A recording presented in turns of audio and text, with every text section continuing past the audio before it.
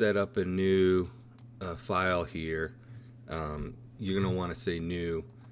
And so I'm going to go ahead here and say just rendering animation. Okay, so I'm just going to go and create that project. I'll just say accept. And so now when I render everything, it'll go into that rendering animation project. And my files, when I render them, are going to go into the images folder. So let's go ahead and launch a render now. And the way this will work is we'll go back to our render settings. And I'll make sure that we have everything set up here. So this is the render settings here, and we have the animation file prefix. So I just called this bouncing ball. Now, until you set up a format that allows for a multi-frame format, you're not going to be rendering animation. So you want to make sure that we render something that has like the file name, the name and the number in it, but we also want to at least have the name and the number and the extension. We don't want to just do the name.number because we're going to have a lot of confusion as far as extension names when we could bring files into other programs. So the format I like to use is name_number.extension. You could also just use name number.extension. The Maya friendly one is name.number.extension, and you know, any of those will work. Let's just put it on the last one here.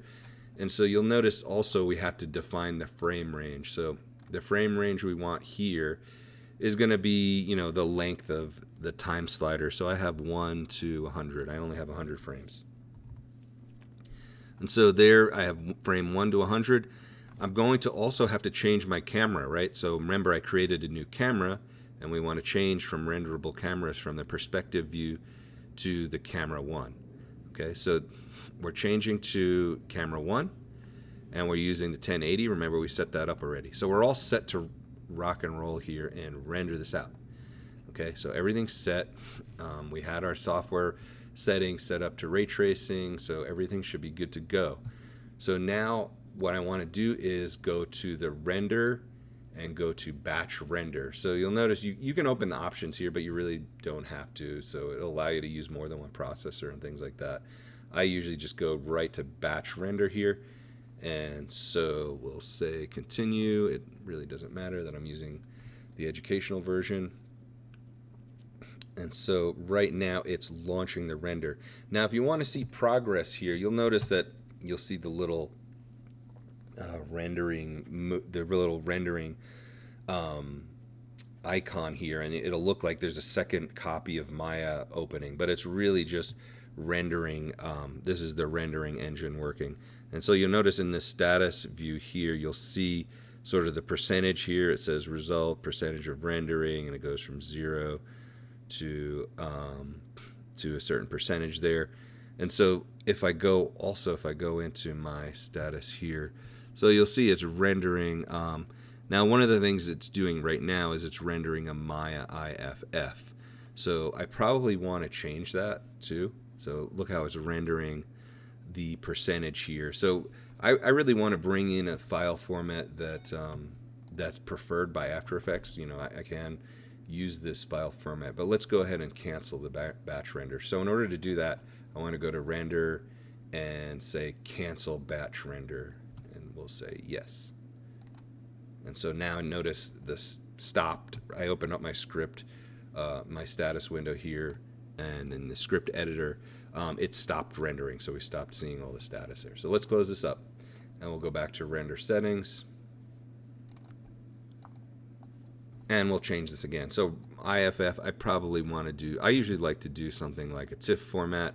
For the purpose of this, I'm just going to use a PNG sequence, since I'm not really concerned about quality or anything like that. But the PNG will allow me to have both the alpha channel, which defines the negative space here, everything that doesn't have actual modeling in it in the scene, and then rendering out a separate alpha channel, which is, you know, it's sort of like a mask, and we'll explain more about that in After Effects.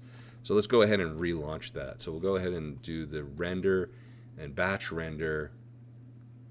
So when I do batch render now, I'll say continue, and it's going to render it again, And so now it's going to start cooking. So remember, it takes a while to cook things in the oven, and that's what renders are. They take a while. Okay, so now if I open this up again, I'll see I'm rendering. It's showing the percentage done, and it's ripping through all this animation here. So it's now rendering frame 2. So I'll conclude this, and we'll come back when our render's done, and then I will show you how to bring this into After Effects.